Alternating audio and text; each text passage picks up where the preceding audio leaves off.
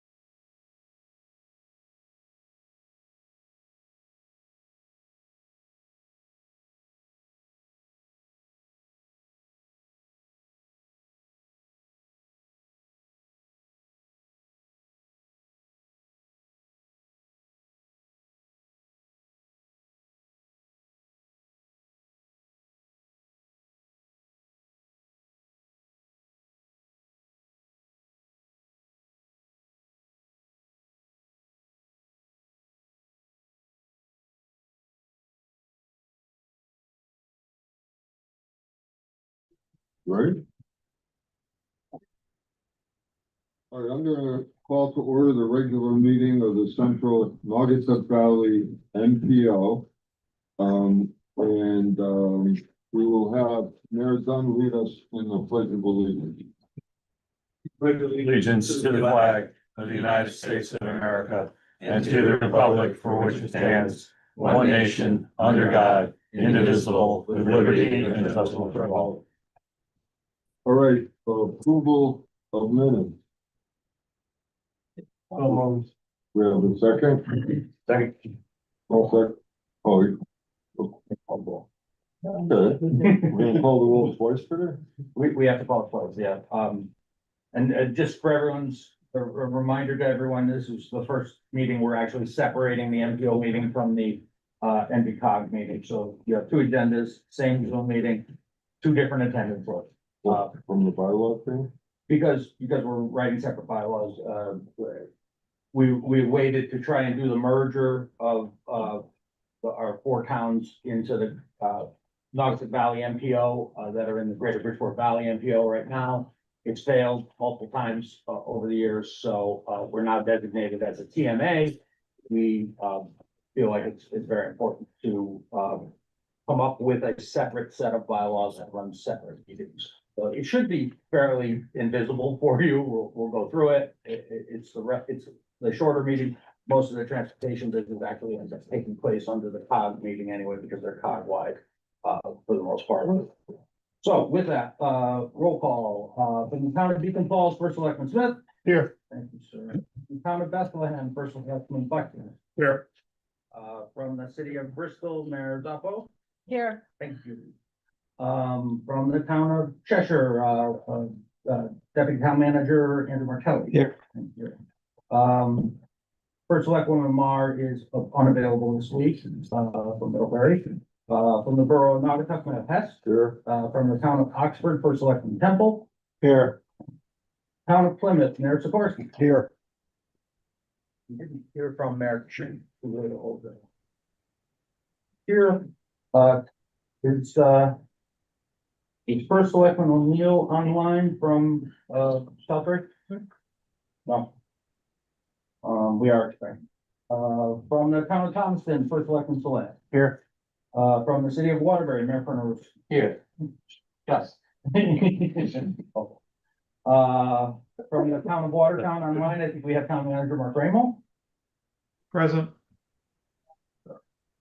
From the town of Wolcott, Mayor Dunn. Yes. From the town of Woodbury, First Selectman Zoltan. Here. Thank you. We have a forum, and I'll go through the guest list now. So today we're joined by DOT Commissioner Garrett Eucalitto. His assistant, I apologize, Carlo, I can't remember your title. Director of Municipal Affairs. Thank you. Thank you. Thanks. As usual, joined by Matt Abbott and today Mike Salter from DOT as well. We're also joined by Perry Rabbani from Senator Murphy's office. Online, we have Jim Nardozzi from the Waterbury Development Corp. And Meg Hafner from the Kennedy Collective. With that, you have a quorum of the MPO present, Mr. Chair. All right, thank you, Rick.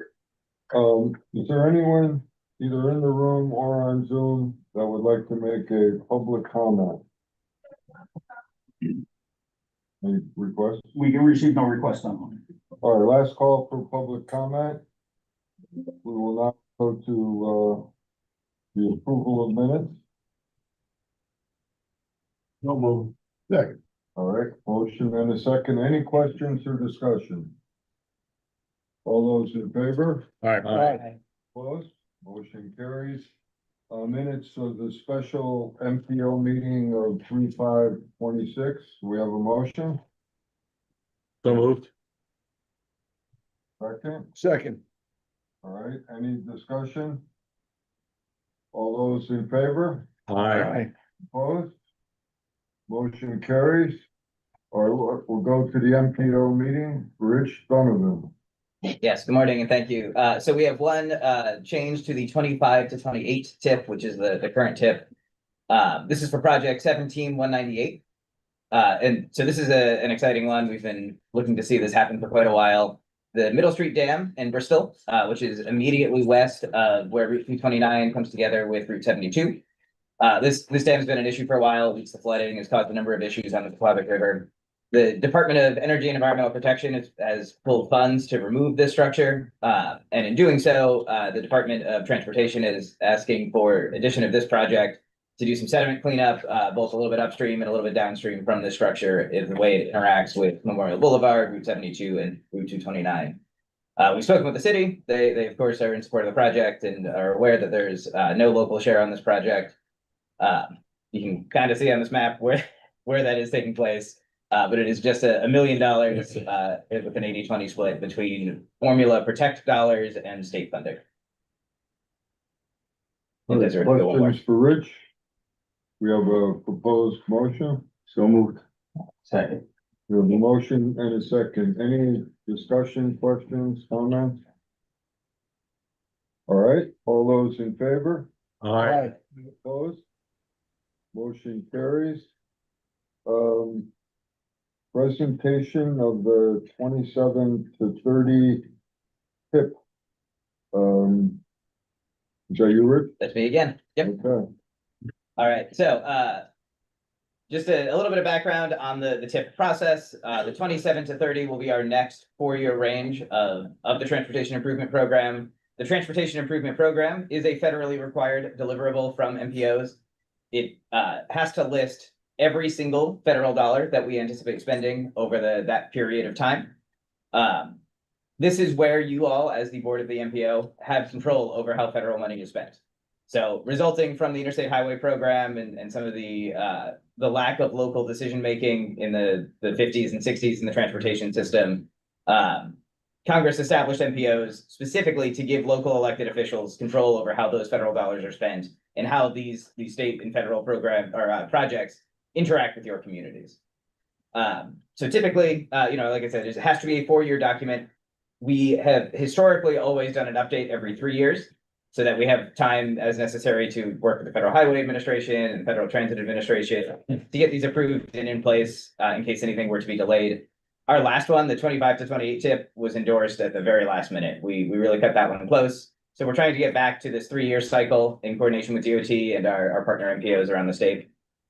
So even though the current tip extends out through 28, this one will cover federal fiscal years 27 through 2030. We did not include a printout of this document in your packet based on its length and for the sake of printing on the table. So this QR code here and the link that was in the agenda packet go to the web page we created for this document.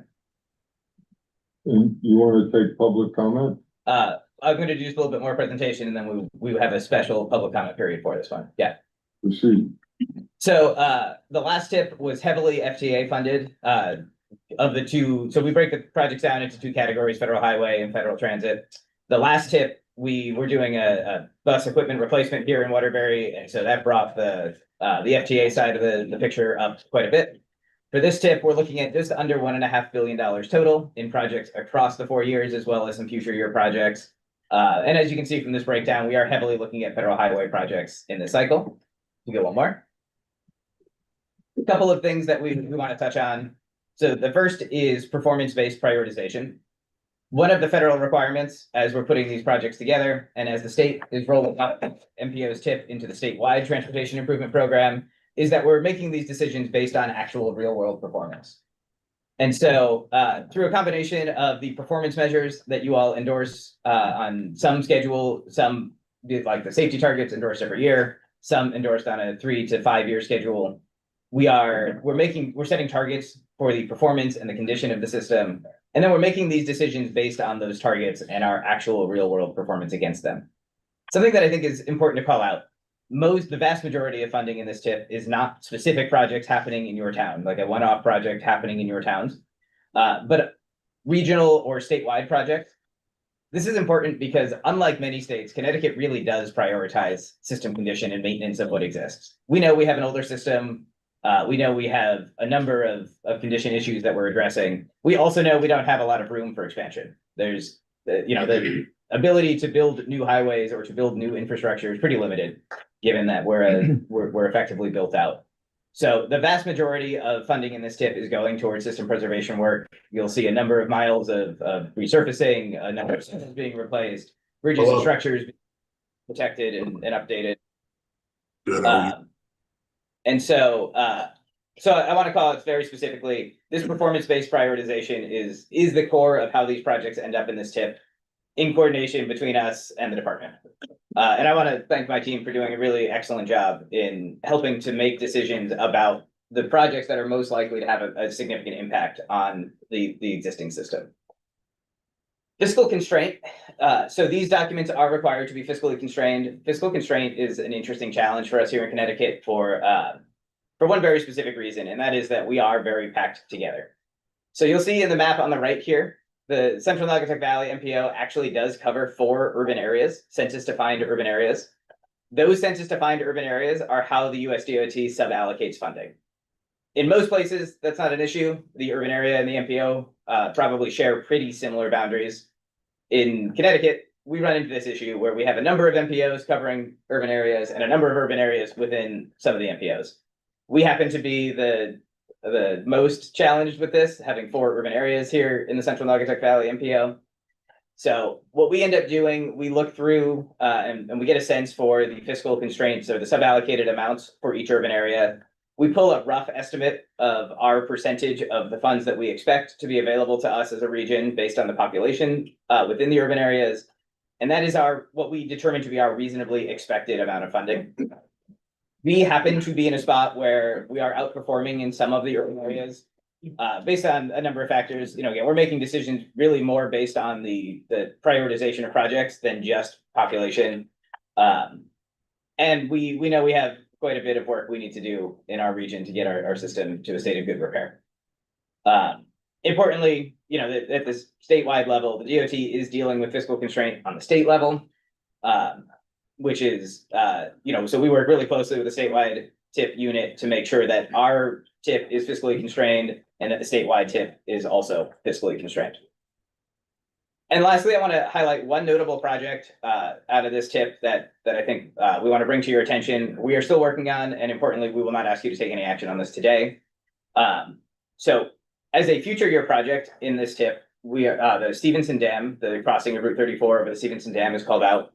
This is a project that the MPO has addressed in the past and has actually rejected in the past. And so in this tip, it's $135 million identified for a future year to replace to move the roadway off of the top of the dam onto a new structure. There are 2 main concerns that the MPO has previously raised that we are still working with the department to address before we bring this item to you. Those are the first being that First Light, as the owner of the dam, is still legally responsible for maintaining the river crossing. While we don't anticipate that they are going to build a new dam, or excuse me, build a new structure for the roadway separate from the facility that exists already, we do think that they should be contributing financially. And so the project that we're seeing is fully publicly funded, and we would like to at least work through whether or not First Light has a requirement to contribute to that project. And then the second is, we know that towns both up and downstream from the bridge are concerned about the potential for widening of the roadway. And so we want to make sure that any structure is not designed to accommodate roadway widening that we are unwilling to support up or downstream. So we've been working closely with the department on this. We have a couple of meetings set up between now and when we will ask you to endorse this document, and we'll bring a specific recommendation on what to do at the next meeting when we ask you to endorse the tip as a whole. But we did want to call this one out and give you all the opportunity to ask any questions of it now while you can. The details on it are still relatively light. You know, this is still a conceptual project. And importantly, at this stage, no matter what happens, the MPO will have to act on the project again to either program funds in a specific year in this tip or to carry it forward into a future tip. And Desiree, if you go one more slide. So the last thing I want to call out, we've done quite a bit of public engagement around this, or we're certainly trying to. We are holding a 45-day public comment period. We have released the document online. It brought it in front of the Technical Advisory Committee on April 1st, who did give a positive endorsement to the document, as well as held an open public comment period and received no comments. The project listing is available through EcoDiractive, our online tip portal. At which point individuals can comment on any one individual project, We also have on our website a number of other ways that residents or interested parties can submit comments on either the Transportation Improvement Program or the attached air quality conformity determination, which models all of the projects within the TIP and determines whether or not we are within our EPA allowable limits from the transportation system on air quality. And one of the elements of this public engagement is to offer a separate public comment period for this document and air quality conformity at today's meeting, as well as at the next MPO meeting before we ask you to take action on the document. All right, questions for Rich? Yeah, I'm very familiar with the Stevenson Dam project. That involves the Fairfield County COG also. Are we on board as far as what they're doing, and they know what we're doing? Yeah, so we've been working really closely with Matt Folda and Patrick Carlton, the executive director over at MetroCog, who has is responsible for the Monroe side, as well as we are the co-host for the GBB-MPO, which covers that area. And so Rick and I will be sitting down with them early next week to make sure that we are fully aligned on the approach we want to take. We will be making the same recommendation to both MPOs. Could you let me know when that, and then, this project's been a concept for 12 years now. So, I don't really think it's on the front burner of anybody, but, I think it's probably a good idea to move it along. It's the only dam in the country that you can drive over. There are no more. So, I don't know if we want to lose that distinction, but. Yeah, I think very importantly, we certainly recognize the importance of getting the roadway off of it. That is not something that we are objecting to or have concerns about. I want to put a sign up there, welcome to the Yeah. damn people. So, if I may, Mr. Chairman, those of you who were on the MPO previously, when we've addressed this actually 2 times in the past, we just never got to a resolution with DOT about the status of the obligation of First Light. We asked the question because the documents exist, the contracts that were authorized by the commissioners of what were then the commissioners of Fairfield and New Haven counties in 1919. They allowed the flooding of Lake Zor, and that eliminated a bunch of county and state-owned bridges that crossed the river. The power company, Rocky River Power Company, I want to say it was called at the time, took on the obligation to maintain the crossing of the river, which they put on top of their dam. So the question that was raised by this MPO and by the Greater Bridgeport Valley MPO is, should we be allocating 100% taxpayer dollars to a structure that would appear, by all intents of the commissioners, when they sign the agreement, to obligate the private owners who damaged and got rid of the old ones to pay for the new crossing. So that's the issue. And all we've asked for is, are they going to contribute, or do you have an opinion, some legal review or opinion that says they're not obligated? So it's between those 2 things, we hope to resolve that. It's a lot of money. Yeah, it's a lot of money, and they've made a lot of money generating power there for a long time. We have all those tourists from Shelton coming over. Well, We're gonna put an end to that, George. if I may just take a couple more seconds on this, the downstream towns on the east side of the Housatonic River, I've enjoyed the fact that there's no truck traffic going up Route 34 from Derby to the dam anymore, as we said, a couple of years. We've seen reduction in fatalities and incidents during that time, but it's a much quieter road. It's a much safer road right now. People are once we build new structure, we're gonna return to that heavier traffic. So everyone needs to be prepared for that. But you also have emergency services, I know, with Monroe, where you have to get heavy vehicles back and forth on mutual aid calls. And that, we're worried about that as well. We want to make sure that. Rick, do we have any legal opinions that we have access to? Back the last time we dealt with this, we had requested a legal opinion. We never got an actual opinion.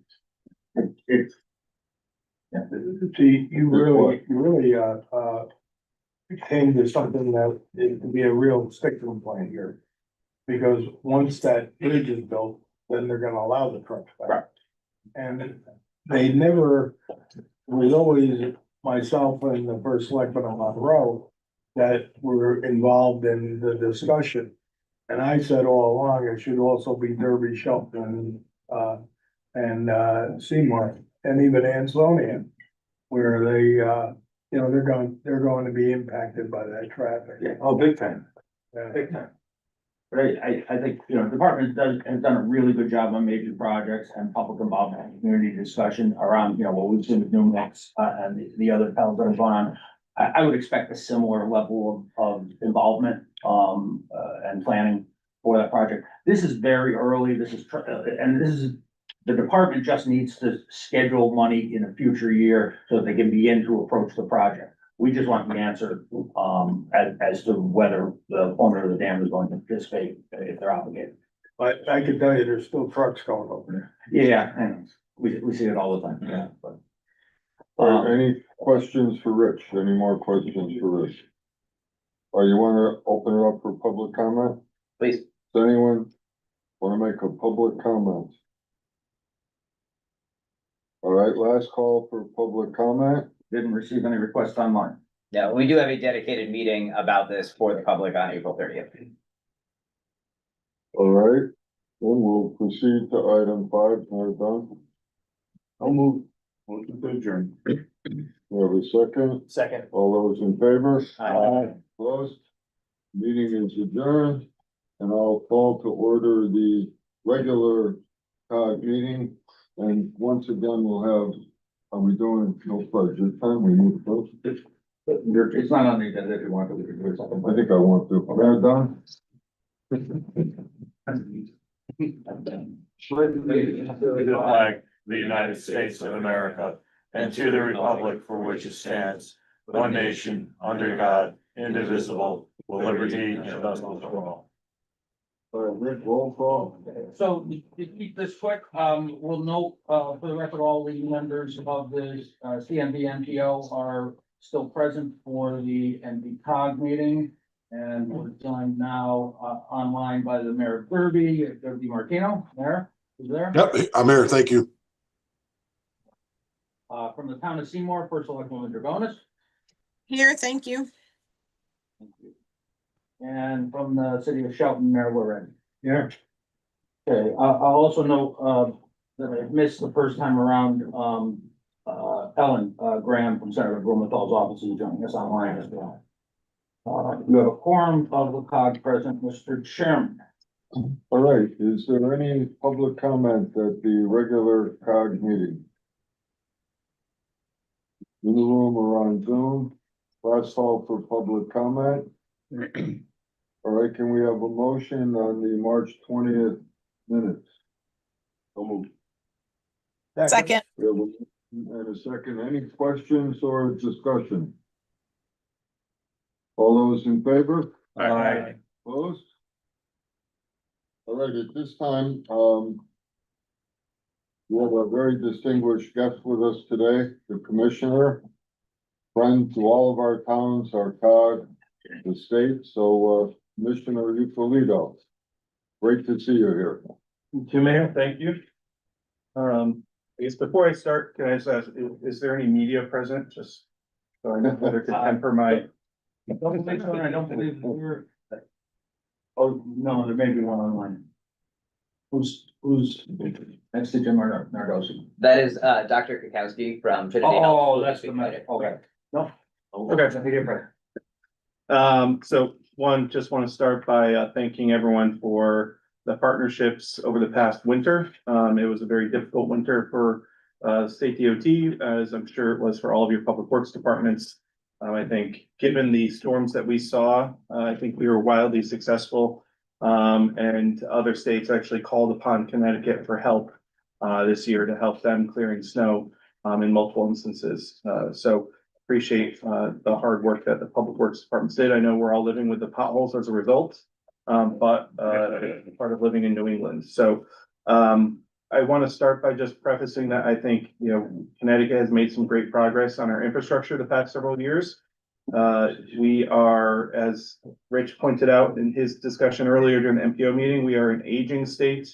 Most of our infrastructure was built in the thirties, forties, and especially fifties and sixties. It's all now eligible for social security. It is now all needing hip and knee replacements. So the vast majority of our program is now repairing and replacing our infrastructure. We're not expanding, we're not growing our system. In some cases, we're trying to shrink the size of the system.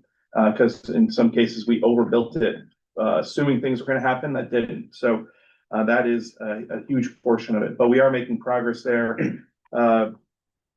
Performance management, performance measures are the driving force for us now in our program. We have 5,400 bridges inspected by our agency. We own over 4,000 of them. In 2012, 10% of our bridges were in poor condition. In last year, only 3.8% were in poor condition. So that's poor, fair, or good. So great progress there addressing our deficient bridges and poor condition bridges. So we believe we'll essentially be able to keep that level of condition in our bridges as long as we don't see a backtracking investment in our infrastructure.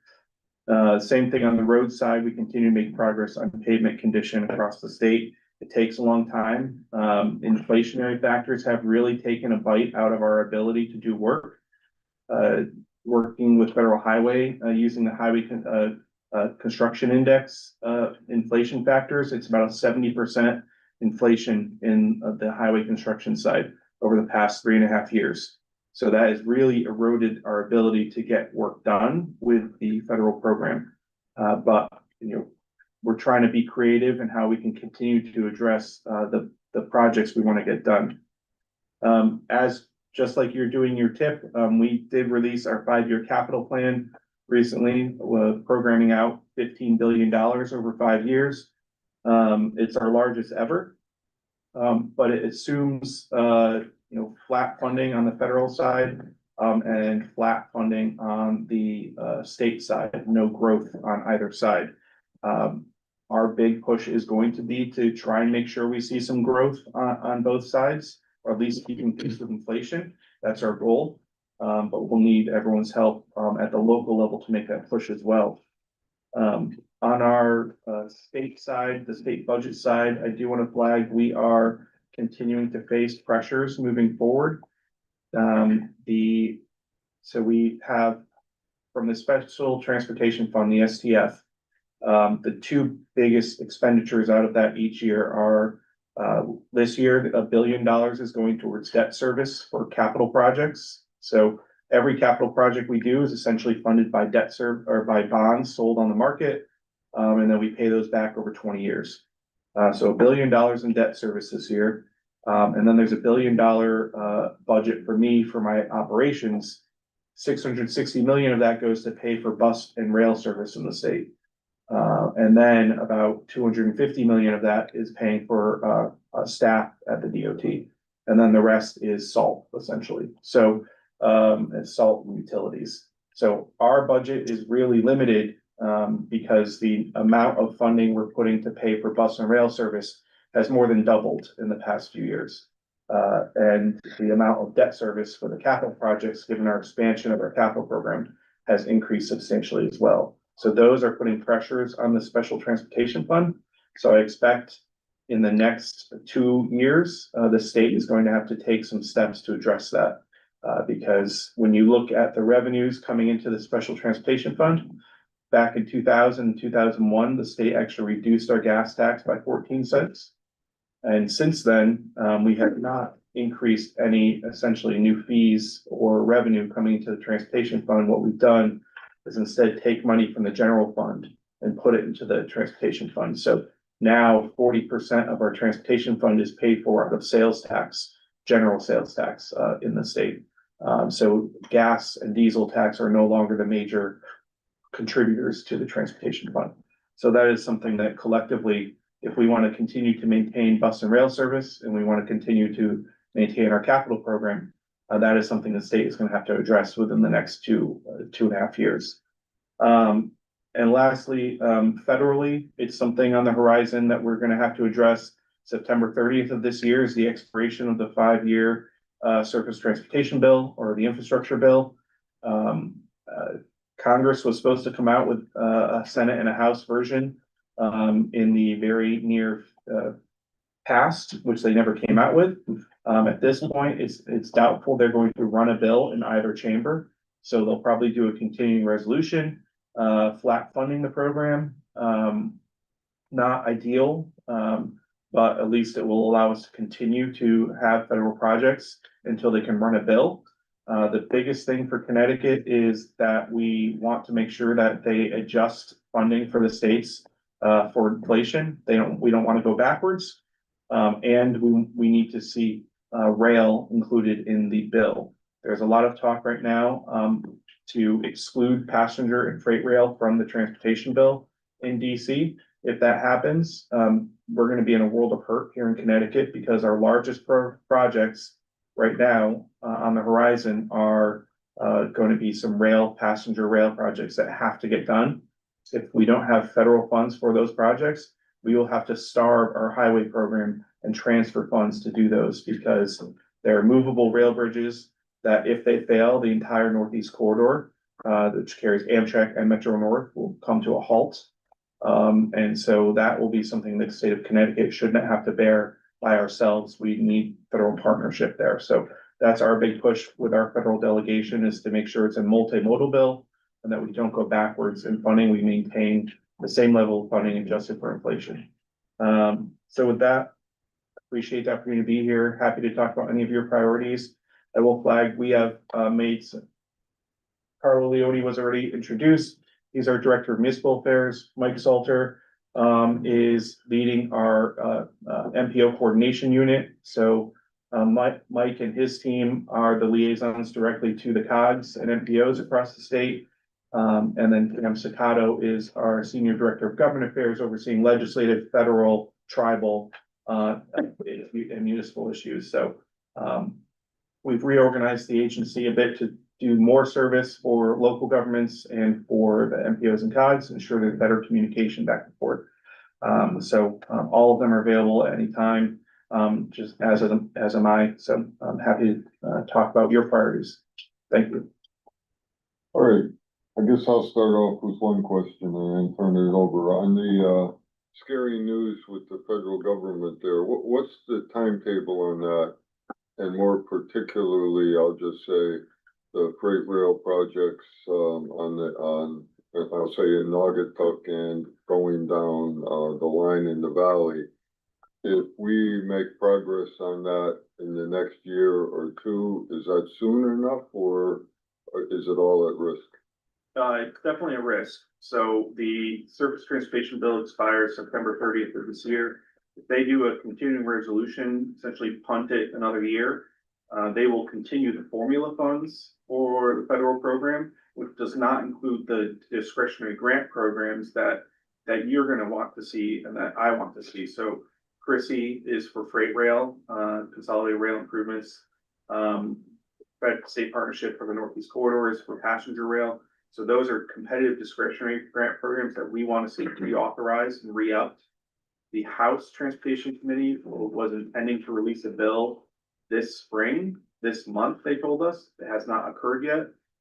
Even if they do introduce a bill, I doubt it's going to get out of the House into the Senate, past the Senate. But we can hope. So the goal will be, if they can't pass a bill this year, we need them to do one next year, and it needs to be multimodal. So I don't think they'll go more than a year without passing a bill. Generally, infrastructure tends to be bipartisan. It's just a matter of how large a bill that President Trump will support. I guess there has been many folks in the industry, construction industry, trying to convince the president that, does he really want to pass a bill that's smaller than what President Biden did? Since he's the builder, right? So they're trying to convince him that way. What about the CEO of P&M that he appointed as chairman of the Federal Rail Association? Is he like pro rail growth? Yes, yeah. So David Fink is the administrator of FRA right now. he's been fantastic to work with. He is really advocating for investments in safety, in expanding freight rail, expanding passenger rail. So I co-chair the Northeast Corridor Commission with him. And he is always eager to come back to Connecticut. He spent many years in Guilford. His father worked down in New Haven in the rail yard. So, and he was the CEO of Pan Am Southern. So he has a lot of experience in this region. Right, could you set up a meeting with, I'll say Naugatuck and others and him? Yep, absolutely. Thank you. This is great.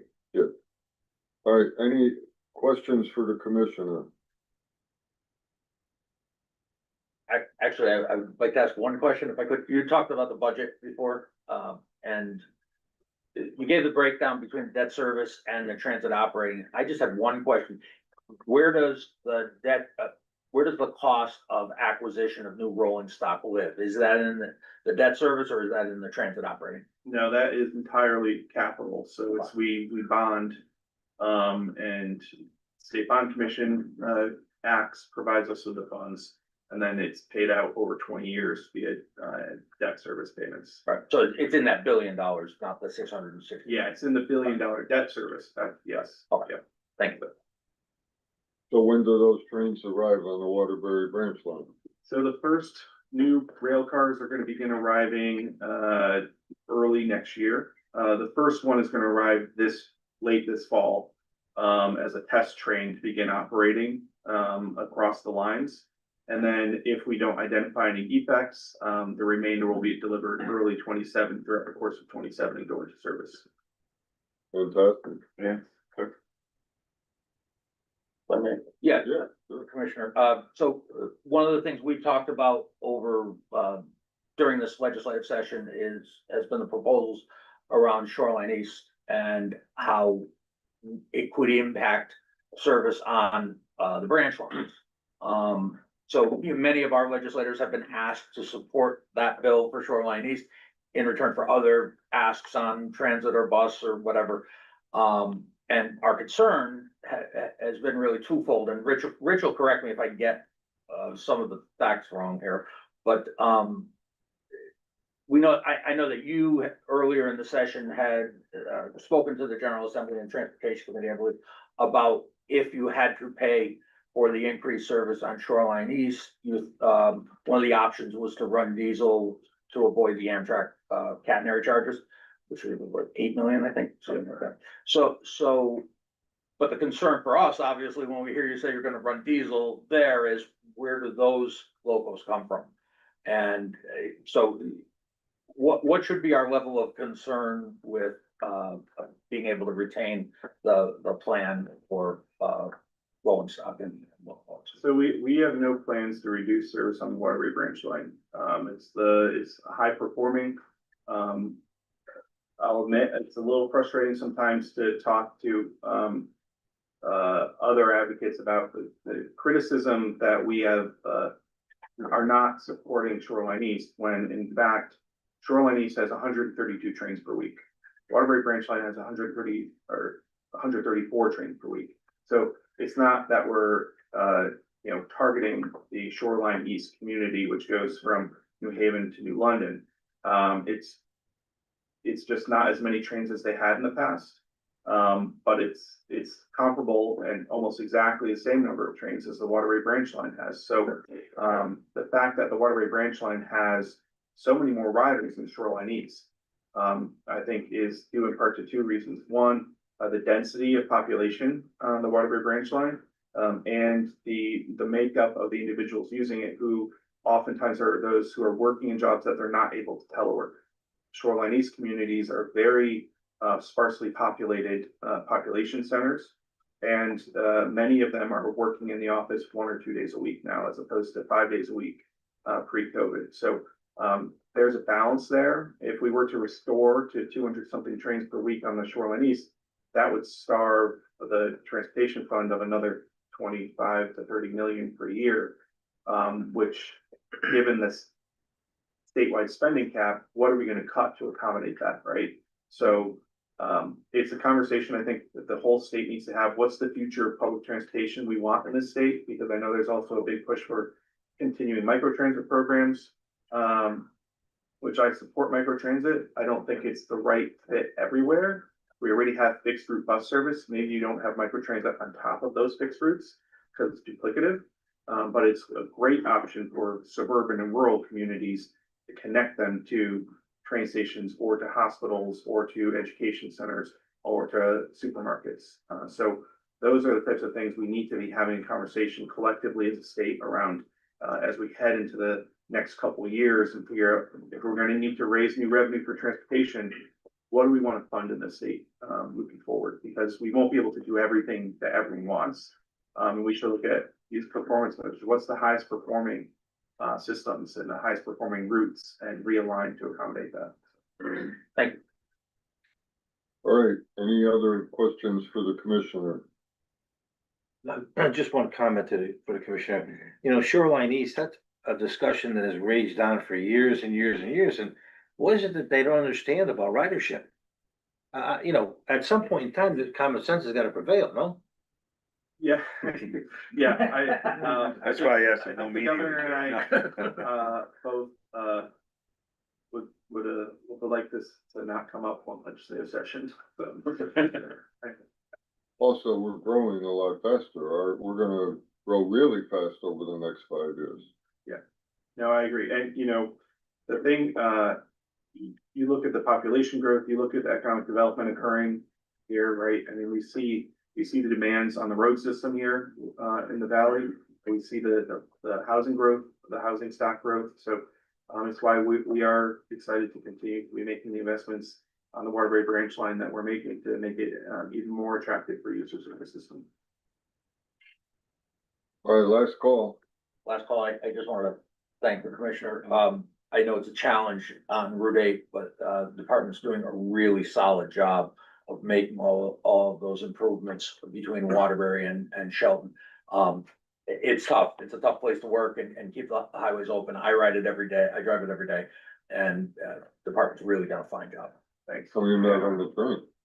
Because I don't have enough, there are not as many convenient trains for me to take, but we have several staff who take the train. Trish takes the train every day now, almost. All right, thank you so much for coming and we'll talk to you soon.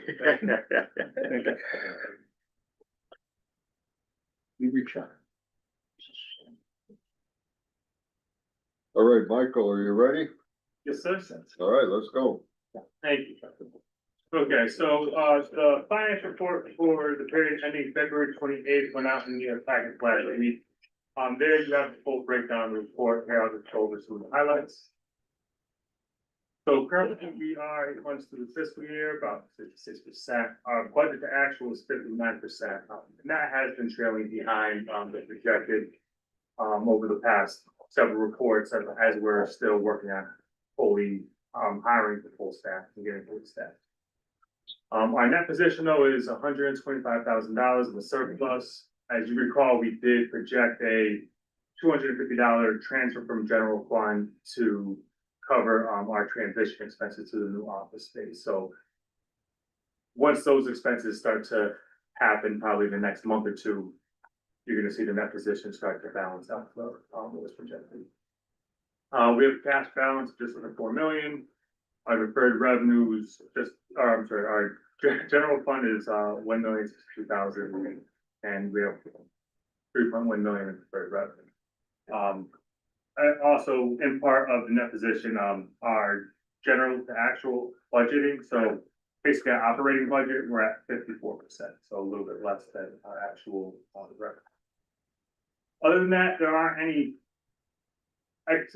unexpected funding cuts that impact the operating budget. However, we did get notice that the FY 2025 funds, federal fiscal year 25 funds for our Noble Grant project won't be moving through about 10.7. Rick will go into detail during his direction. Outside of that, there's nothing else significant to really mention. All right, questions for Michael? We have a motion to accept his report. So moved. Second. All those in favor? Aye. Opposed? Motion carries.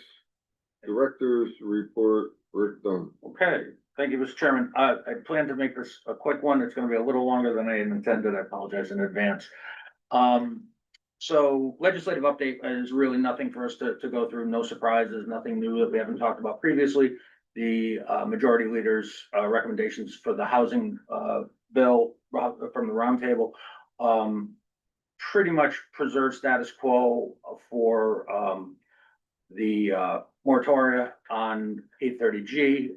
It maintains them in place while the process is ongoing. It doesn't institute a statewide moratorium, which is what we wanted until the regional plans were written. But it's fairly tame in terms of the things we might have seen there. The NOAA money Michael mentioned was that's 10, is it 10.7 or 10.2 remaining, Mike? 10.7. 10.7 remaining out of a $15 million grant for the Kinneytown Dam. We have a contract for $15 million. I got a phone call from NOAA early this week, late last week. And the same day there was an article in the Hill that the administration, the federal administration, is not releasing any dollars under the program further. So it wasn't like we were picked out. It was that they are no longer continuing to invest in the projects that were approved by National Oceanic and Atmospheric Administration. So it puts us in a bit of a bind. Short term, we're okay. We have cash on the project to see our way through the existing obligations we have to engineering firms and design firms. We will technically run out of money. Michael projects around July 1st for the project. That includes using some deep money that we already have, $1.6 million there to sustain it. Just to note, none of this money flows to NVCOG for staff time. We're not taking money out of these grants for our own work. And we anticipate that the next bond commission agenda will have $25 million item. The General Assembly last session approved $25 million for Kinneytown Dam. We anticipate that that'll be approved at the next bond commission meeting. And the two this year so far have been canceled. The January and March meetings have been canceled. So we anticipate at the July meeting, $25 million will be authorized and debt issued for that. So we're talking with Deep about this. This is no surprise about the shutdown on the NOAA money. And we've been planning around it for a while. It probably means that we're going to be going back to the General Assembly for a larger bond authorization in the future for this project. But to be we'll hold the discussion up to another date because we really don't know exactly what's going on right now. The plan, though, is to keep the contract in place with the federal government as long as possible. Conditions change in DC, then we may see action in the House appropriation side after November that could bring money back to the project. We're not gonna slow down, but No, we're not stopping. We have no reason to stop. And we're gonna be able to move forward with the first phase construction of the sanitary sewer bypass siphons that have to be replaced on the Seymour system. So, we're gonna be working on that for the next 2 years anyway. We're in final design now. Aaron's on vacation this week, and we canceled the meeting. We had a lot of people on vacation for our weekly meeting, but I believe we're in final design on that project. So we're no slowdown. We're good. But wanted to bring that to your attention. Bottom line, though, it doesn't affect our budget operationally. All right, current tenancy in this building. As you all know, we don't have a lease. I just got word that the building may be sold soon, and we may be asked to vacate the premises. Right now, we're on a month-to-month basis. As you might be able to tell from the temperature in here, of the 5 HVAC systems that support this space, 1 fully functions now. 3 do not function at all, and 1 blows moist, warmish air. So We have, we're running up an electric bill like crazy. We have a bunch of portable AC units, that are running all over the building. But we have had some concerns about, health conditions, particularly in the back, where it is very, very difficult sometimes for people to breathe. We have a backup plan. You know, we will go to remote work if we have to, if we can't occupy the space. This last system fails. I mean, right now, it's being overworked because that cool air is going out into the rest of the uncooled parts of the building. Landlord's not gonna fix anything. That goes without saying. At this point, we haven't been able to get them to fix anything for 2 years.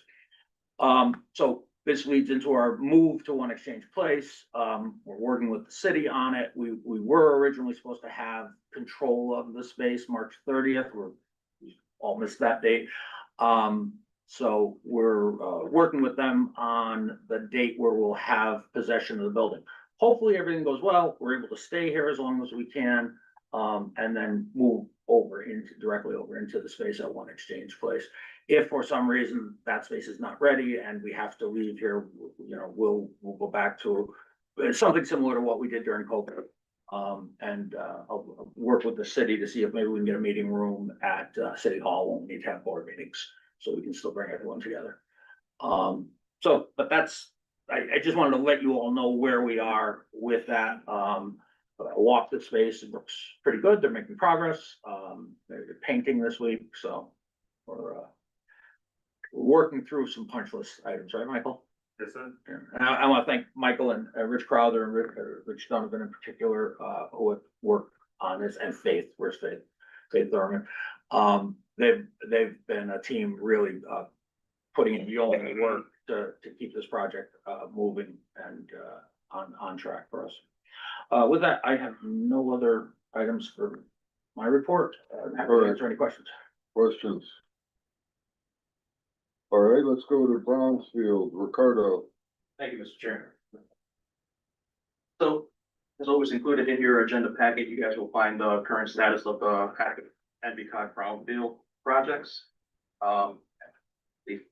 Whenever you could take a look at that, so you guys could get a view of what achievements we've been able to achieve thus far. But I just wanted to quickly highlight 777 South Main Street, also known as Lot 19, picture right here. Inside, active remediation is taking place on site right now. They're removing impacted soil. They're using NVCOG funding as well as some state funding there to get the project fully cleaned and ready for its redevelopment. WDC, yes, 777 South Main Street, Waterbury. So we'll keep you updated as we proceed in this project. Also wanted to quickly mention that last week the revolving loan fund committee met and discussed funding brownfield projects. Happy to announce that Borough of Naugatuck was awarded funding for 3 projects: Parcel A, 6 Rubber Ave, 0 Elm Street, Parcel 1, and 0 Elm Street, Parcel Z. Currently working with our legal counsel to get the subaward agreements completed. We anticipate those being ready for execution before the end of the month. That way we could start the remediation process there as well. So that's all I have. If you guys have any questions on it. Just Y and Z is really one project. You call it two? We did. Okay. Yeah, we did. All right. We did call it Y and two. Two different projects. However, there are still they were listed as yes for EPA's purposes, but Okay. it shouldn't impact anything. All right. Is there ever used for 777?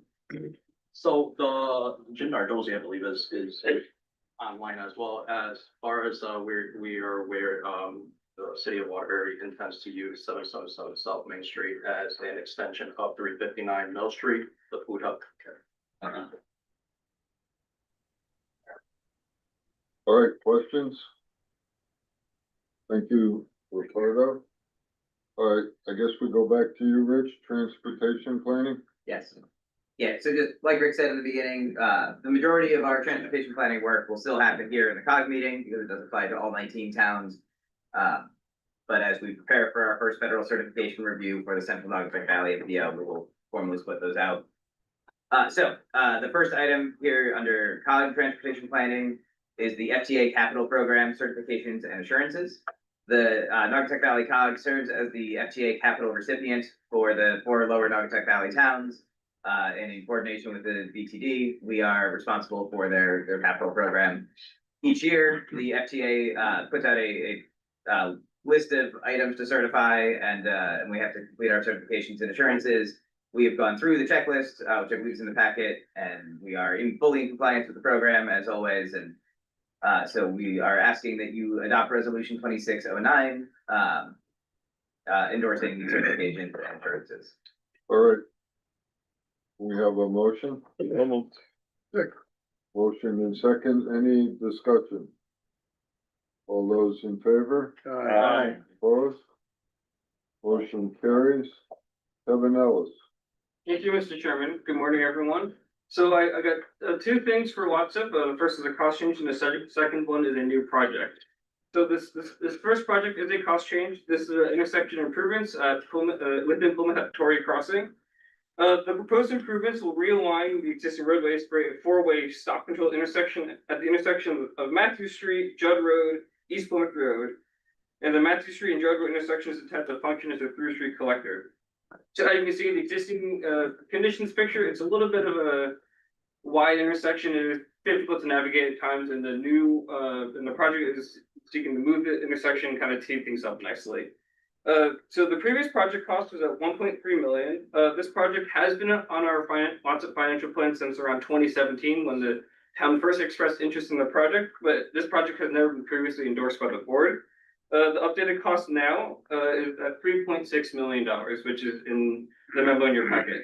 So there's a recommended motion on the screen to adopt a resolution to approve the cost change for this project, and I'll take any questions. And I will say that this project has been endorsed by TTAC on our last TTAC meeting. Kevin, the original estimate was prepared how long ago? 2017. Right. So it's a 9-year-old estimate that we're updating. That's the main reason for the major change. All right. Any questions for Kevin? We have a motion. Second. Motion Wolford, second Waterbury. Any discussion? All those in favor? Aye. Opposed? Motion carries. I want to thanks for the endorsement of the COG on this project. Thank you. You're welcome.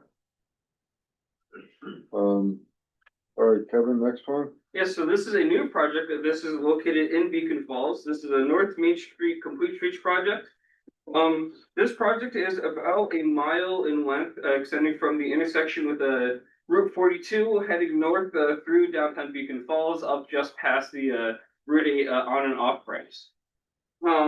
This project will be improving safety, accessibility, and mobility for pedestrians, cyclists, and vehicles throughout downtown Beacon Falls. There'll be complete streets elements that will be built along with this project. We're talking about new sidewalks. The Naugatuck River Greenway will be extended along this portion to extend along the whole entire project corridor, which is approximately around a mile. Pavers, planters, all the things that we enjoy seeing in our complete streets projects.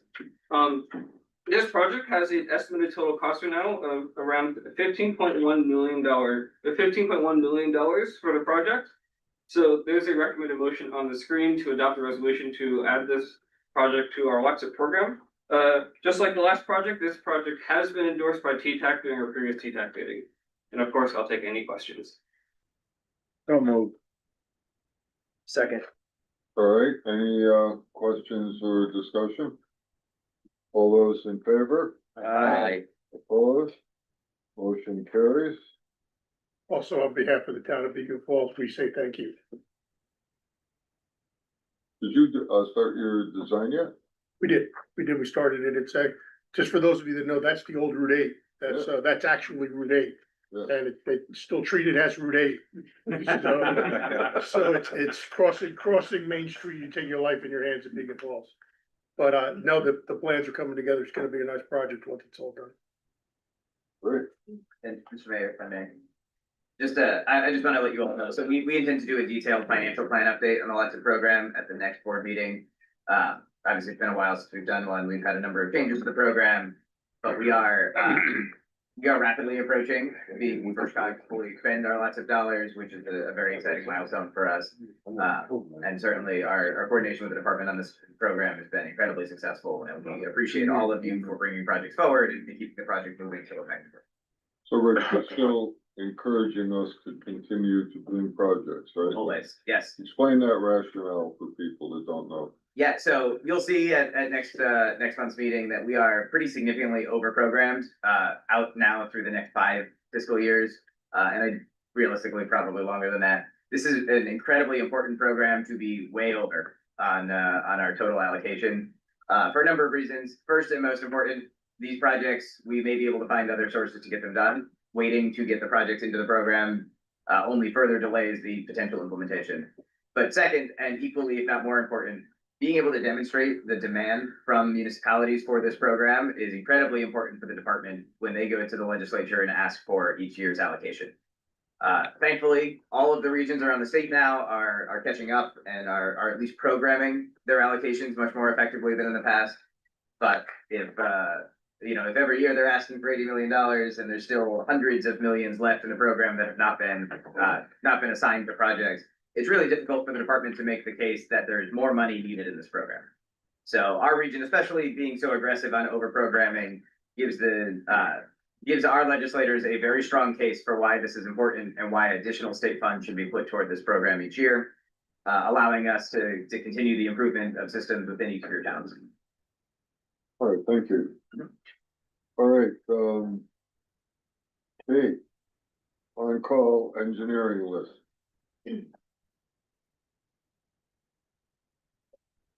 Yeah, thank you, Mr. Chair. Good morning.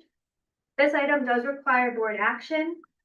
Every 3 years, the transportation team updates our on-call engineering services list. The list is typically used for lots of third-party reviews as well as other transportation engineering design projects as needed. The current list expires this month. An RFQ for the new on-call list was released in the fall and remained open through January 30th. We received a total of 23 responses.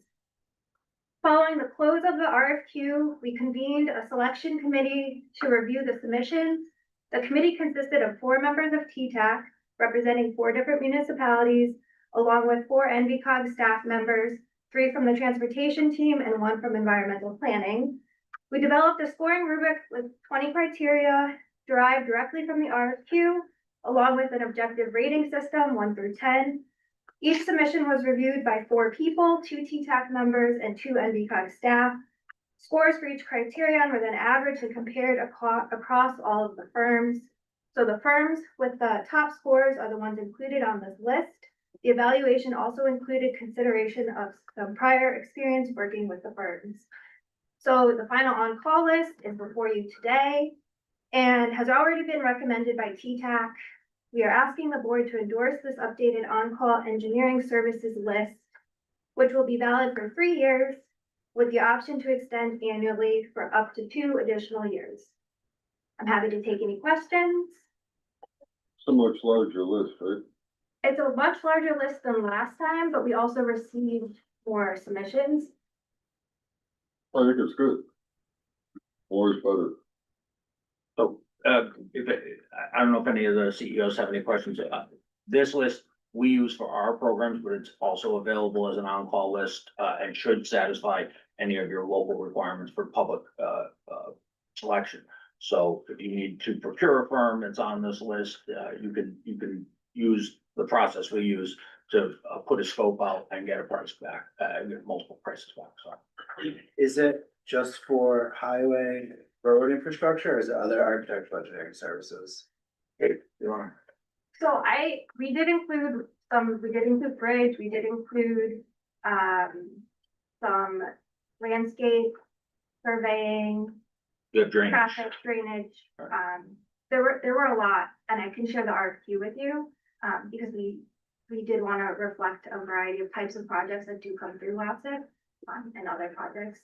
But I can share the RFQ. Yeah, I'd like to see that. I would also recommend, so Kate shared the scoring rubric with us, a couple of us.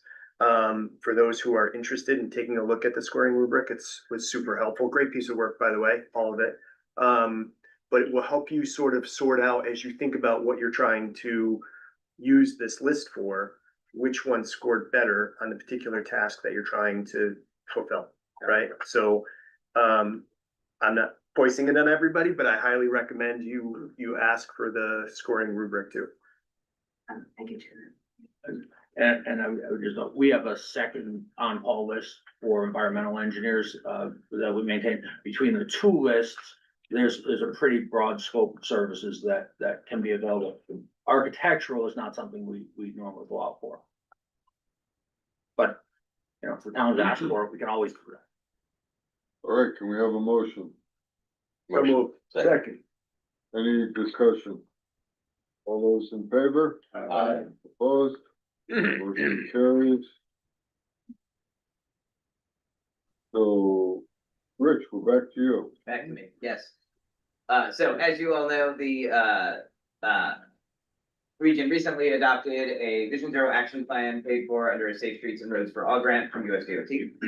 And so we are hoping now to use that plan to move to some implementation steps, and are asking for this year for your approval to submit an application to what is the final currently authorized year of this program for what we are calling Pulse.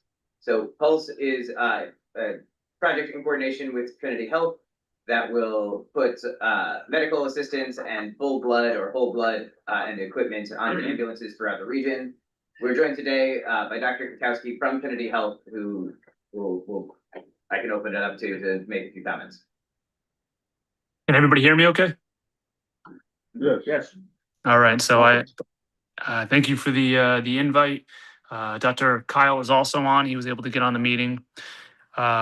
Just a quick background, and I apologize for not being there in person. I'm actually out of state, and Dr. Kyle's working today clinically, but we are both from the community, raised in the community. We both attended UConn undergrad, UConn med school, and did our training in Hartford. And we now have 20 plus years combined of practicing emergency medicine in Waterbury. With that experience and with Dr. Kyle's military experience in Afghanistan and Somalia, boots on the ground as a physician, one thing we've learned is that minutes matter in emergency medicine, specifically in trauma. And two interventions that have really come to light over the past 10 to 15 years, things tend to trickle down in the trauma world from the military, is those two interventions are getting providers, advanced providers to the scene immediately. And the second is the administration of whole blood. Just two quick data points to kind of set the stage here. One is that every minute that whole blood administration is delayed in hemorrhagic shock, which is the most common cause of death in trauma, is every minute you're looking at an increased mortality of 11%. Similarly, similar intervention, what I spoke about earlier, is getting a physician or advanced provider to the scene increases mortality by 49%. These are big numbers in medicine. And so looking at the data, looking at, the Naugatuck Valley, we surveyed years 2022 through 2024, so 3 years of data looking at serious and fatal crashes. The area sees about 200 serious crashes a year and about, on average, 40 fatalities a year.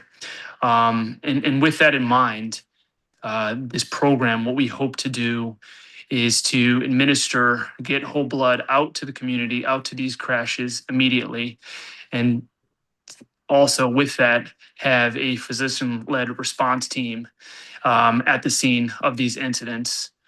To do this, to implement this, we're looking at establishing 6 hubs in the area, hubs that would be carrying whole blood to get to these crashes. We're looking at Wolcott, Bristol, Shelton, Cheshire, Waterbury. And then with the physician response team, Wes and myself would also be carrying blood, myself in Bethlehem, where I reside, and Wes in Dr. Kyle in Woodbury, where he resides.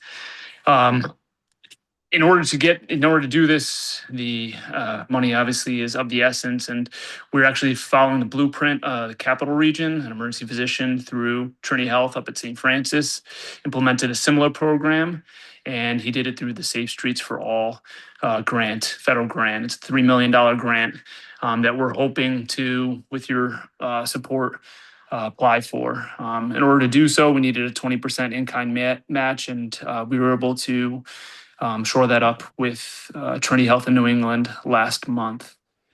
I believe Dr. Kyle is on as well. Wes, if you're on and you want to provide any further points here. No, that covers it perfectly. Like Christian said, there's quite frankly hasn't been an intervention that will have this type of impact in the trauma world. Trauma surgeons across the country have said that there's probably hasn't been an intervention in our lifetime that will have a greater impact on reducing mortality. And we think this program is critical. We've been working hard with NVCOG over the last couple of months looking at the data and where these EMS agencies would be best suited to have blood so that we can adequately cover the entire region. And we've made excellent progress. And so I appreciate your time and consideration for this program. And just following up on what Wes just said, we met with the Connecticut Department of Transportation last month, and their statement was essentially that this is all we've been hearing about of late, and it's quite frankly it's not a matter of if these interventions are going to be coming about. It's really a matter of when. And after 10 plus years of practicing emergency medicine, it's to Wes's point, there are a few interventions, medical, surgical, that change outcomes the way whole blood does, and also, physician-led response teams. So we're hoping to bring that to our community. All of our friends and families are on these roads, and we're hoping to support this. One of the most important elements of a full safe systems approach is including well-equipped rapid emergency response when these crashes do happen. And it is one of the quickest interventions we can bring to the region. And so we're asking you to adopt Resolution 2612, which authorizes us to submit an application to the Safe Streets and Roads for All program, asking for $3 million with a $600,000 match coming from Trinity Health. Authorizes the executive director to sign any agreements necessary to submit the application or receive funds upon award, and expresses the board's support for this application. So moved. Second. Right, any discussion? Yeah, I had the opportunity of meeting with Dr. Kukowski and Dr. Kyle a couple of months ago, and their data that they presented is absolutely compelling. I think the application of battlefield medicine, lessons that have been learned on the battlefield for decades into the civilian sector, is outstanding. Oftentimes, the cost benefit of government spending is a bit difficult to see, sometimes a bit obscure. This is not the case. I think that implementation of this will save lives, certainly. And if you have the opportunity to see their entire presentation, I would urge you to do so, because the data is so strong, so compelling. I think there are few things that this Council of Government could do to have a more dramatic effect on life-saving than this one. So I strongly support it. Through the chair. Yeah, through the chair also, we met in Woket, and it was gonna be the towns, and the support was gonna be the 20% coming from the towns. That was gonna be the ask. But I want to thank Trinity for stepping forward. We got that message last week that they're gonna do the match. And I think that's great. It was a great presentation, and it's something that definitely kudos to all you guys. Thank you. Yeah, very exciting. Thank you. We have a motion on the floor, right? Yes, sir. All right, all those in favor? Aye. Opposed? The strongest affirmation so far. Thank you. Thank you. Nice job, guys. All right, Nicole. Hello, thank you, Mr. Chairman and Board. This is just following up on last month's update that I gave. I will be following up with an email today for those who want to participate, but we're going to keep this brief. If you'd like more information on the program, it's in your minutes from last month, and that is all, unless anyone has any questions. And the program is? Drive Less Naugatuck Valley Challenge. There we go. Like more trades? Yeah. And I told Nicole to make it quick today, but I have to mention, it cost me $70 to fill my Subaru on the way here today. So drive less, folks. It's worth it. Thank you. All right, community planning, Emily. Thank you, Chairman. Good morning, everyone. It's great to see you all again. You've been enjoying the beautiful spring weather. So today, no actions are requested of you. It's just an update on the Naugatuck Valley RPOCD.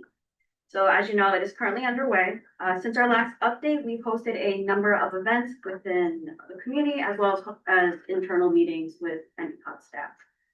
So in December 2025, we hosted our first Action Principle Focus Group meeting. These focus group meetings are a series of 5 meetings, including the 5 action principles guiding the RPOCD. We've hosted 2 of the 5 focus group meetings, and we would like to thank the town of Cheshire as well as the town of Thompson for hosting us in their wonderful event spaces at their town hall. We anticipate another great turnout at our Action Principle 5 focus group meeting at the end of the month. These focus group meetings, we engage participants in interactive activity to better understand the region's priorities, as well as how those priorities align with local, regional, and state goals.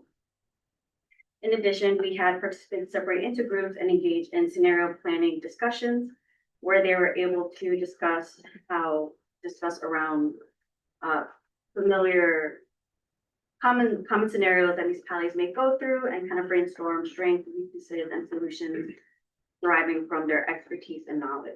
We've had great participation from our regional and municipal partners and stakeholders, and we've received great feedback that participants really enjoyed the activities and being able to discuss these matters with one another. Due to the snowy weather that we had in January and February, we had to reschedule Action Principle 2 and 3. We were able to secure dates for May, and we're still in discussions for June. So we do look forward to reopening registration for those and sending out those invites again. In addition to these external efforts, we as NVCOGCT staff have been hard at work drafting components of the regional plan. The plan is a collaborative effort between our planning divisions with their knowledge, expertise to create an informed and comprehensive plan that should outline goals for the region to follow. And we look forward to seeing you and your staff at our next focus group meeting on April 28th, 2026 at the Southbury Library. The meeting will focus on AP5, the Naugatuck Valley region recognizes the downtown community streets as places of culture, community, and commerce. And we will also like to remind you that invitees lists that were compiled were with guidance from your steering committee representative. And we sent out those invites to those identified. But if there's anyone from your staff that hasn't received these invites, or there should be someone that should be on our list, we would be happy to forward them that invite as well. And I'd be happy to answer any questions. All right, questions? Thank you, Emily. Photo contest. So yes, so community planning divisions would like to announce that we're hosting a regional photo contest in collaboration with the regional plan. This contest seeks out photos to capture the region's unique sense of community, places, and experience. We have 7 categories for photos: architecture, agriculture, community and place of belonging, environment, community, entertainment, flood events, and transportation. This contest is open to the public, and we have also extended this to high school age students, all who live, work, and play in the region. We'll have 1 winning photo from each municipality as well as a number of honorable mentions. We've already disseminated this information to our steering committee, regional land use administrators, chambers of commerce, as well as the region's educational administrators and superintendents, just to spread the word. And yes, the contest is currently open and will close June 30th. And we look forward to see the winning photos. I'll be glad to take any questions. And these photos will illustrate the report when it's done, Yes. planning on version. All right, thank you. All right, municipal affairs, Drew. Thank you, Mr. Chairman. Just 2 brief updates for you, one on emergency management and then one on the Naugatuck Valley Corridor Economic Development District. First, for emergency management, next week is the state symposium, which is sold out. So if you've gotten a ticket already, great. And if you have, please be sure to visit Oxford's newly formed K-9 search and rescue team, which will be featured doing demonstrations all day at Camp Neff in Niantic. Also, the school safety and security grants will be opening up within the next couple of weeks. You will get notification from your DEMIS coordinator for that. That's a very competitive program. So if you do have something in the hopper, please connect with your superintendents or your school security folks and make sure those applications are filed timely. We can help with that. If you need help with that, just please contact me directly. Also, Region 5 specifically, which is very active in emergency management, has been looking for some more participation both from CEOs. So I was asked to kind of mention that at this meeting today, especially some of our new folks. If you haven't had a chance to be oriented by Chris Bernier, he will come out and kind of give you the 10,000-foot view of emergency management. I'm happy to participate in that as well with you. But if you have the time and the bandwidth, especially some of you new folks who are still learning the ropes, and you're interested in getting involved there, let me know, and I'm happy to bridge the gap there and to make the connection. Okay. Thank you. And last but not least, the SEDS, the Naugatuck Valley Corridor, we're working very hard on the draft. Our staff is almost done. That 80% might be modest. We might be more like 90% done at this point. The goal will be to present a draft to the Strategic Advisory Board in late April, late this month, probably more likely early May. That will then trigger a 30-day public comment period. At that time, we will send the report to you for your consideration and review. And then the goal will hopefully be, it's probably going to be the June meeting. It'll be June 12th. We don't meet on, we meet early that month because of Juneteenth. So we look forward to presenting or hopefully getting approval from you on June 12th so that we can then submit the report to EDA, federal EDA, by the deadline, which is June 30th. All right, questions for Drew? Chairman, I would just add, we intend, once we get through the SEDS development and adoption process, the hard work really begins, and that's where we hope to make a difference. Since we've taken over this program, it's the implementation, getting projects and getting them funded and getting them done for you in your communities. That's something that didn't happen at, I don't think we got as good a return on investment when we did it on a sort of ad hoc basis running the district over the last 20 years. And we've had the longest, the earliest SEDS approved by the feds in Connecticut. But we want to see more outcomes. So we're really going to be, Jim Nardozzi is working very hard as the chair of the Strategic Advisory Committee. We're going to dedicate staff to this from our state unrestricted funds. And we really want to help all of you. So I urge all the CEOs, pay attention to this, put your key people on it, and let's identify projects that we can assist with funding on for economic development. I hesitate to ask, but the federal government money still flowing in on this? Yeah, from EDA perspective, yes, thus far, and we're good there, at least for this year. But again, as what Commissioner Eucalitto said, we're keeping an eye on the rail funding and all that, because that's a big part of our goal here in our report is to support that. So it's a huge part. Maybe the biggest. All right. All right, let's go to Richard, mapping, data and technology. Thank you, Mr. Chair. This is a reminder that every May, each municipality in the state of Connecticut has to send a required CAMA report from your assessor and a copy of your digital parcel files to your respective COG. And from there, I review and forward on to the state. The state requires this since 2019. So far, I have about half of the CAMA reports from your assessors, and I work with your GIS consultant, so I have all your GIS parcels at this time. And I will be following up with the towns who have not submitted yet, starting next week. And this is just for your information. Okay. Are there any towns, I know everyone is having trouble retaining certified assessors. Are there any towns where you haven't had been able to contact the assessor? As far as I'm aware, no. Okay. Thank you. Sorry, ours just passed.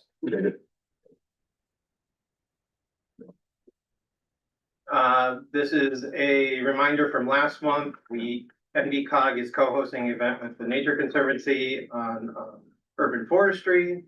It will be at the Leet Center, which is right down the street on Bank Street. We suggest any municipal staff, community groups, or any committees or commissions members to attend. And if you would like, suggest we're trying to gather about 15 lightning talks, about 5 minutes long, no presentation, just talking about a project win or something you saw as a success going on in your town, to go on during the session.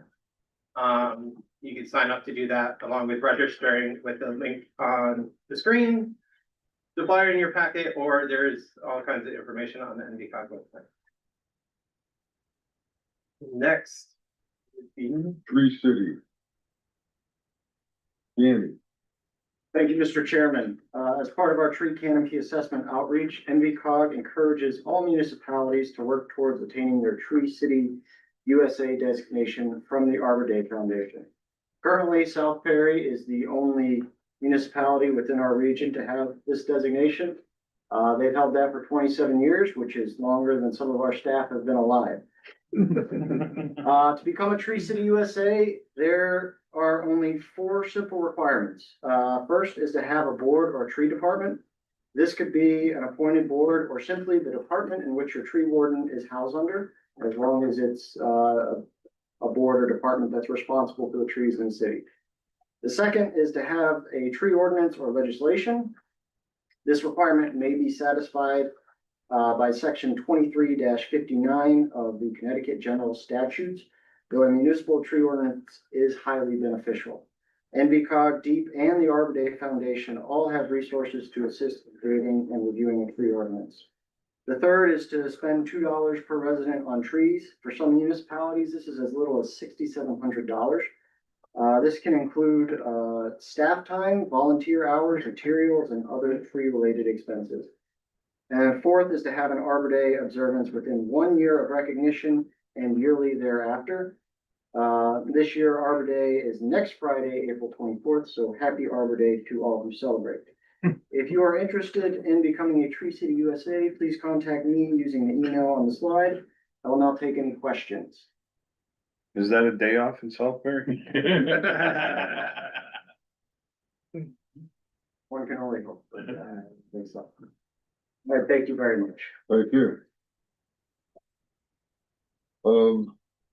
Environmental planning, Tom. Thank you, Chairman. This is an update regarding FEMA's Building Resilient Infrastructure and Communities Program, or BRIC. This BRIC program provides funding for hazard mitigation implementation that reduces risk from natural hazards and improves community resilience. To recap our involvement with this program, NVCOG applied for BRIC funding in 2024 to update our region's hazard mitigation plans. After we submitted our application, an executive order directed FEMA to terminate this program. NVCOG has since been working with DEMIS to secure alternative funding to update our region's plans. We should know soon how much funding will be available for this project and update you when we know more. The BRIC program recently reopened with some key changes. Foremost, FEMA is strictly prioritizing infrastructure-specific projects. General hazard mitigation planning, such as hazard mitigation plans and phase projects, are now entirely ineligible. Project applications must have a conceptual design of 30% or more to be considered. It is highly encouraged to have more than 30% designs in this nationwide program to be competitive. Max grant awards per project are capped at $20 million with a 25% non-federal match, which can include cash or in-kind contributions. Applications must be submitted through DEMIS via the FEMA Go system no later than July 1st, 2026, and all 19 NVCOG municipalities are eligible. It is highly encouraged to speak with DEMIS during the virtual office hours listed in the DEMIS BRIC fact sheet in your packet before starting your application. You may review the memo and fact sheet in your packets for more information. NVCOG staff are available for any assistance you may need regarding BRIC guidance or hazard mitigation projects. I'm happy to answer any questions. Thank you. Questions? All right, thank you, Tom. Thank you. Christine? Thank you, Mr. Chairman. So NVCOG will be holding our 5th regional composter and rain barrel sale on Saturday, June 13th. These products, of course, support residents in diverting organic waste and conserving water, which can in turn reduce strain on their municipal resources. Residents from all NVCOG municipalities can order composters, rain barrels, and accessories at NVCOG's online store from now until June 11th. Please note that anyone placing an order must be available to pick up the products on June 13th, as we are unable to offer shipping.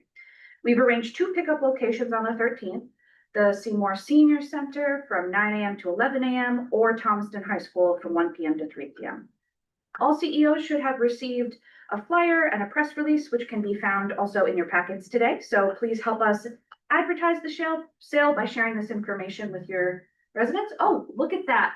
A beautiful rain barrel and a little kitchen pail right over there. Very nice. Trust me, the composter is also lovely. Finally, I would like to recognize First Selectman Saleo and online First Selectwoman Dragonis for agreeing to host pickup sites in their community. Of course, the sale would not be possible without them. So I'm happy to take any questions. Questions? All right, thank you, Christine. Danny? Back by popular demand. Thank you, Mr. Chairman. Again, sorry I didn't introduce myself last time. My name is Danny Thomas. I am a GIS analyst here at NVCOG. Connecticut Deep has recently announced an upcoming funding opportunity under the Inflation Reduction Act in partnership with the U.S. Forest Service and the Connecticut Forest Stewardship Program. Up to $150,000 will be allocated to successful applicants for implementation of resilient forestry practices on municipally owned forest land with no match required. Some practices include, but are not limited to, thinning for health and wildlife, tree and shrub regeneration with deer protection, and invasive species control. This grant is targeted towards rural municipalities identified by having less than 50,000 residents, which unfortunately excludes Waterbury and Bristol. As an update to the memo in your packet, NVCOG advocated for the inclusion of properties owned by Waterbury and Bristol, but within the boundaries of rural municipalities, to be eligible for these grants. So these properties are mainly owned by the water companies. They'd be in small municipalities. However, we received clarification yesterday that unfortunately these properties will not be deemed eligible. We were told the properties need to be owned by a municipality with less than 50,000 residents and be in a municipality with less than 50,000 residents. So the anticipated release date for the 17 municipalities is June 15th, and that is when the request for proposals will be released. However, we encourage you to begin preparing as soon as possible, because forest management plan is required by either DEEP or a CT licensed forester before applying. NVCOG is happy to assist with grant writing as well as give limited technical assistance. For more information, please see the memo in your packet or reach out to me directly using the contact on the slide. Are there any questions? Is there a match to that 150? Nope, no match. Do we think this was targeted toward what the exclusion was targeted toward Waterbury and maybe Hartford? I mean, I think Waterbury owns more land outside their municipal boundaries than any city in the state. It's either Waterbury or Hartford, I'm not sure which, but I think it's Waterbury. I mean, it would seem strange that they wouldn't be eligible to apply for funding in Morris or, you know, any of those other towns where you own a lot of property. Yeah, I advocated hard for this. No, I'm sure. It's not just Waterbury, but it's also in Bristol, New Britain. There's actually a parcel in Danbury that's owned by Bethel. That is also ineligible, even though Bethel has that less than 50,000. So I advocated hard for this. Unfortunately, it just didn't work out. But also, it's not the state requirements, it's the federal side of that grant act. Yes. That's the rural population side. Yes, it's not designated census area, or else almost every municipality here would be considered urban. Yeah. So. All right, thank you, Danny. Roundtable. Just gonna make one announcement. Monday morning, CCM, all the towns, a lot of Board of Eds will be in Hartford advocating for more ECS funding. It's a big push. A lot of effort has been put into it. We're at the critical point here. And, you know, anyone who could spare a couple hours to come up there, it would be helpful. We're approaching the finish line. And, I'm sure everyone doing their budget has the same problem, so we should all be there. Pete, when is this? Yeah, what time? So 9:30, State Legislative Office Building. I think it's room 1A, but you'll see us all there. And it's, this is the real deal. This is what it's all about when it comes to our budgets. Monday, 21st. Monday, yeah, the 20, yeah. Monday, Monday. 21st, Monday the 20th. Anyone want to bring an issue up for a roundtable? All right, hearing none, we'll go to, item 14, Mayor Dunn. Motion to adjourn. Second. All those in favor? Aye. All right, we're adjourned. I just wanna remind everyone, May 15th is the next meeting, but right after that, June 12th, because of the Juneteenth holiday, we'll be meeting again. So it's gonna be a pretty rapid turnaround for the next two meetings. July is scheduled, but we often cancel the July meeting. And there's no meeting scheduled in August, so. Just letting you know, the next two meetings are gonna do some heavy lifting.